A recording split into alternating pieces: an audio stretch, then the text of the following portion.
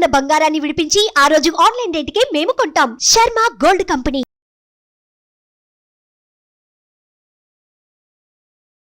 Hi, welcome to our channel. ఈరోజు మనతో పాటు ఉన్నారు జ్యోతిష్య, ఆగమ, వాస్తు, పురాణ పండితులు బ్రహ్మశ్రీ క్రొత్తపల్లి సురేష్ శర్మ గారు. నమస్కారం గురువు గారు. ఆయుష్మాన్ నాయన. ఓకే.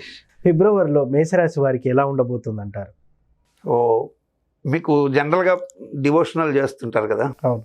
సో డివోషనల్ చేసే వాళ్ళకి ఆటోమేటిక్గా ఒక నెలలో, అంటే ఇప్పుడు జనవరిని ఏ పండుగల ఫెస్టివల్ అనగానే సంక్రాంతి అండి గురువు గారు అంటారు. అవును. అలాగే ఫిబ్రవరి అంటే ఏ పండుగ ముఖ్యం అంటే మీకు ఆటోమేటిక్గా తెలియకుండా తెలుసు, మీకు తెలియకుండా ఉండదు. నేను చెప్తున్నారు, రథసప్తమి సూర్యుడికి చాలా ముఖ్యం అంటారు. ఈ మేషరాశి 1వ తారీఖున మొట్టమొదట సూర్యోదయ లగ్నమే మనకి మకర లగ్నం. ఓకే. సో మకర లగ్నంలో సూర్యుడు ఉన్నాడండి. సో మేషరాశి గురించి మీరు అడుగుతున్నారు కాబట్టి మనకి ఫిబ్రవరిలో వచ్చేది ఏంటి అంటే ప్రధాన పండుగ రథసప్తమి, సూర్యుడికి సంబంధించి. అవును. సో సూర్యోదయం లగ్నం అనేది ప్రామాణికంగా ఫస్ట్ చూడాలి. అంటే రాశి లగ్నం రెండు కూడా ప్రధాన భూమిక పోషిస్తాయి వీటిల్లో రాశి ఫలితాలు. లగ్నము శరీరం అయితే, రాశి శరీరం అయితే లగ్నం ఆత్మ.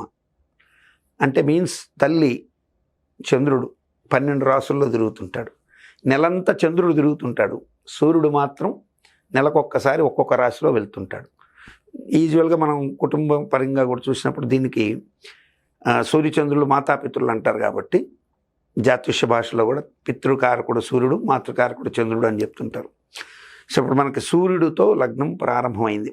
అంటే మకర లగ్నం ఫిబ్రవరిలో మకర లగ్నం ప్రారంభమైంది.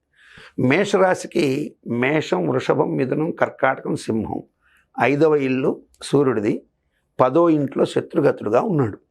కాబట్టి పిల్లల భవిష్యత్తుకు సంబంధించి, వారి అభ్యున్నతికి సంబంధించి మేషరాశిలో ఉన్నటువంటి వాళ్ళు తీసుకునే నిర్ణయాల్ని 1కి 2 సార్లు. ఇప్పుడు పిల్లవాడిని కోప్పడకూడదు. అంటే 14 ఏళ్ళ పిల్లవాడు ఉంటాడు, వాడిని కరెక్ట్గా చెప్పిన మాట వినడు. ఇటువంటి సమయంలో వాడిని మీరు ఏదన్నా కోప్పడితే వాడు మీ మీద చెడు భావాన్ని, అభిప్రాయం వ్యక్తం చేసుకునే అవకాశం, కొన్నిసార్లు మీ మనసుకి కష్టం కలిగించే నిర్ణయాలు తీసుకునే అవకాశాలు ఉంటాయి. ఎందుకు? సూర్యుడు శత్రుగతుడు అయి ఉన్నాడు లగ్నంలో. కాబట్టి పిల్లల విషయంలో మీకు ఏదైనా ఈ మేషరాశిలో ఉన్నటువంటి వాళ్ళకి పిల్లలకు సంబంధించి ఏదైనా ఒక ఆలోచనలు ఉంటే, వాళ్ళు చెడు మార్గంలో పడుతున్నారంటే వాళ్ళని సరైనటువంటి ప్రాపర్ గైడెన్స్లో పెట్టడానికి తొందరపడి వాళ్ళని 10 మంది ఎదురుగుండా దూషించడం కానీ, వాళ్ళని ఇన్సల్ట్గా మాట్లాడడం కానీ, కంపేరిటివ్ టు అదర్స్ కానీ. సూర్యుడు శత్రుగతులుగా ఉన్నప్పుడు కంపేర్ చేస్తే పిల్లలు తట్టుకోలేరు. సో కాబట్టి వాడికి మార్కులు వచ్చాయి, నీకు రాలేదు, ఇట్లాంటి వర్షను పిల్లల దగ్గర మేషరాశి వాళ్ళు తీసుకోకపోవడం మంచిది. ఒకటి, తీసుకోకపోవడం వల్ల ఏమవుతుంది అంటే ఖచ్చితంగా ఆ పిల్లవాడికి సంబంధించి వీళ్ళు పాజిటివ్గా ఆలోచించి వాడిని లోపల కూర్చోబెట్టుకొని వాస్తవిక పరిస్థితుల గురించి వాడికి అనలైజ్ చేస్తే మాత్రం వింటాడు. కాబట్టి తప్పనిసరిగా మేషరాశి వాళ్ళు అలా సూర్యుడిని బట్టి, మకర లగ్నంలో సూర్యుడు ఉండడం బట్టి మేషరాశి వాళ్ళు అటువంటి నిర్ణయం తీసుకోవడం మంచిది. అలా తీసుకునే నిర్ణయాలు కూడా సత్ఫలితాలు ఇస్తాయి. ఎందుకు? మేషరాశిలో గురువు ఉన్నాడు, శుభం ఉంటుంది పిల్లలకు సంబంధించి. కాబట్టి మీరు ఓవర్గా భయపడాల్సిన పని లేదు. వాళ్ళకు సంబంధించి మీరు ఇప్పుడు చేసేటువంటి చిన్న పూజ కూడా సత్ఫలితాన్ని ఇస్తుంది. అంటే ఒక గుడికి వెళ్ళి ఒక దక్షిణామూర్తి దగ్గర పిల్లవాడి గోత్రనామాదులు చెప్పి పూజ చేయించడం, గురువు దగ్గర అంటే ఆ అబ్బాయికి ఎవరి మీద, టీచర్ మీద గురుభావం ఉంది, మంచి టీచర్ ఎవరు చెప్తే ఆ పిల్లగాడికి ఇష్టం ఉంటుంది అనేటువంటిది గ్రహించాలి. ఆ పిల్లవానికి ఒక్కొక్కసారి ఎట్లా ఉంటుందంటే పిల్లలు ఆ టీచర్ మీద వాళ్ళకి ఎందుకనో వాళ్ళు చెప్పేది మైండ్కి ఎక్కదు. మనం వాళ్ళని కూర్చొని జాగ్రత్తగా అసలు నీకు టీచర్తో ప్రాబ్లం ఉందా లేకపోతే నీలో ప్రాబ్లం ఉందా అనేది మనం అడిగితే, నాకు ఆ టీచర్ చెప్పేది అర్థం కావటం లేదని నాతో కొన్ని 100 మంది పిల్లలు చెప్పారు. ఆ తర్వాత ఆ టీచర్ని మార్పించి వేరే టీచర్ని పెట్టించాం. అక్కడ గురువును అవమానించడం కాదు, కానీ కొంతమంది గురువులు ఏంటంటే జనరల్గా అందరికీ ఒక విధానంలో ఉంటారు. వాళ్ళు టక్టగా ఏదో చెప్పుకుంటూ వెళ్ళిపోతుంటారు. పాప మీ పిల్లలు కన్ఫ్యూజ్ అయిపోయి అడగడానికి వాళ్ళ సీరియస్ మోడ్, వాళ్ళు చెప్పే మోడ్ చూసి భయపడిపోయి అడగను కూడా అడగరు. కాబట్టి అటువంటి ప్రయత్నం తల్లిదండ్రులు పిల్లలకు సంబంధించి చేయడం ఉత్తమం. ఆర్థిక విషయాలకు సంబంధించి ఈ యొక్క రాశికి శుక్రుడు ఏదైతే ధనాధిపతి, భార్య స్థానాధిపతి, కళత్ర స్థానాధిపతి శుక్రుడు, ఆ శుక్రుడు వచ్చేసి రాజ్యస్థా 9వ ఇంట్లో భాగ్యస్థానంలో కుజుడితోనూ, అట్లాగే బుధుడితోనూ కలిసి ఉన్నారు. కాబట్టి కొంతమేర రుణ ఒత్తిడి ఉన్న ధనం కొంత ప్రాప్తించే అవకాశాలు ఉంటాయి. కాబట్టి డబ్బుల గురించి రావటం లేదని ఆ డబ్బులు వ్యాపారాలు ఏమైపోతాయోనో టెన్షన్ అవసరం లేదు. ఖచ్చితంగా ధనం విషయంలో మంచి జరిగే అవకాశం ఉంటుంది. పిల్లలకు సంబంధించి అష్టమాధిపతి కూడా మనకి చూసినప్పుడు కుజుడే కాబట్టి తీవ్రమైన నిర్ణయాలు తండ్రి తీసుకోకూడదు. పిల్లలకు సంబంధించి వాళ్ళ భవిష్యత్తుకు సంబంధించి కూడా తీసుకోకూడదు. ఇక భార్యాభర్తల మధ్య సంబంధ బాంధవ్యాల విషయంలో చిన్న చిన్న పొరపొచ్చాలు వచ్చే అవకాశాలు ఉంటాయి. దాన్ని జాగ్రత్త చేసుకోవాలి. అట్లాగే సోదరి వర్గాలతో మైత్రి బాగుంటుంది.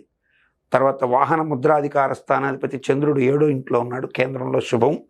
సో కాబట్టి ఫిబ్రవరి నెలలో వీరికి ఏ గ్రహం ఎక్కడి నుంచి ఆ చంద్రుడు మొదలైనాడో అక్కడే వచ్చి ఆగుతున్నాడు. కాబట్టి ఈ నెలలో చిన్న చిన్న ఏదైనా భార్యాభర్తల మధ్య చిన్న చిన్న సమస్యలు వచ్చినా సర్దుకుపోతాయి. కానీ రాజ్యస్థానంలో మీకు సూర్యుడు ఉద్యోగ మూలకంగా మంచి చేసే అవకాశాలు ఉంటాయి. ప్రభుత్వ ఉద్యోగులకు మేలు చేసే అవకాశం ఉంటుంది. కొంచెం జాగ్రత్తగా కనుక వాళ్ళు ఆ సరైనటువంటి టైం అవి పెట్టుకొని మెన్షన్ చేసుకుని వెళ్ళి వాళ్ళ ప్రమోషన్కి సంబంధించి అరియర్స్కి సంబంధించి కానీ ప్రయత్నాలు చేస్తే మంచి జరిగే అవకాశం ఉంటుంది. నూతన పదవి ఉద్యోగ ప్రయత్నాలు చేసే వాళ్ళకు కూడా యోగంగా ఉంటుంది. విదేశీ ఉద్యోగాల కోసం ప్రాప్తించే వాళ్ళకు కూడా వ్యయంలో రాహు ఉండడం చేత పాపగ్రహం వ్యయంలో ఉంటే గురువు ఆ వ్యయాధిపతి కూడా గురువే కాబట్టి మంచి యోగాన్ని ఇవ్వచ్చు. కానీ కొన్ని విలువైనటువంటి వస్తువులని, ధనముని, అట్లాగే బంగారం లాంటివి తీసుకొని వెళ్ళేది మాత్రం దూర ప్రాంతాలకి ఖచ్చితంగా అవాయిడ్ చేయాల్సి ఉంటుంది. ఇతరులను నమ్మి ఆ ధనాన్ని వాళ్ళకి అప్పగించి మళ్ళీ తీసుకుందామని కొంతమంది ఏంటంటే వీళ్ళ ఇంట్లోంచి దొంగలు పడతారని లాకర్లో పెట్టే టైం లేనప్పుడు పక్కింటి వాళ్ళకి ఇచ్చి భద్రపరిచి పెట్టండి, చాలా ఏళ్ళ నుంచి మన ఇంటి పక్కనే ఉంటారు అనుకొని ఇచ్చి వెళ్తారు. పాపం తిరిగి వచ్చిన తర్వాత అసలు మాకెక్కడ ఇచ్చావని అనొచ్చు, లేదా అసలు బిచాణం ఎత్తేయచ్చు. కాబట్టి ఇతరులను నమ్మి అటువంటి ప్రయత్నాలు చేయకూడదు. ఈవెన్ దో మనకి బాగా రిలేటెడ్ ఉన్న దగ్గర కూడా నన్ను అడిగితే తప్పు. దాన్ని వీలైనంత వరకు లాకర్లో పెట్టుకొని ఉండే ప్రయత్నం ఈ నెలలో చేయడం మంచిది. ఇంట్లో దొంగతనాలు జరిగే అవకాశాలు కూడా ఉండొచ్చు. కాబట్టి విలువైనటువంటి వస్తువులు, పత్రాలు కానీ ఇవన్నీ జాగ్రత్త పరచుకోవాల్సిన అవసరం అయితే ఉంటుంది. ఓవరాల్గా అయితే ఫిబ్రవరిలో వీళ్ళకి బాగానే ఉంటుంది. మేషరాశి వారికి పెద్దగా కష్టాలు అయితే ఎక్కువగా తగిలే అవకాశాలు. ఈ చిన్న చిన్న అంశాలు కొంచెం జాగ్రత్తగా చూసుకున్నట్టయితే మంచి ఫలితాలు.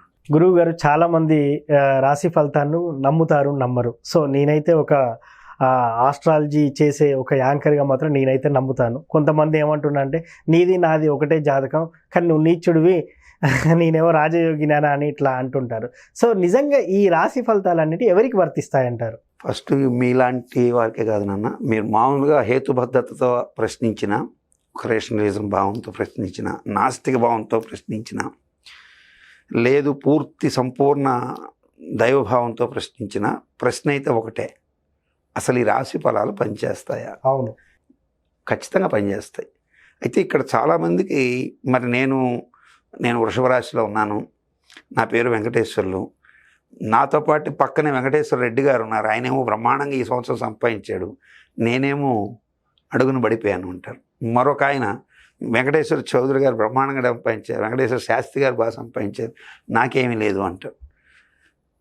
బిలో ప్రావర్టీలో ఉన్న అతను అసలు ఇవేవి పట్టించుకోకుండా కూడా కొంతమంది వెళ్ళిపోయేవాళ్ళు ఉంటారు.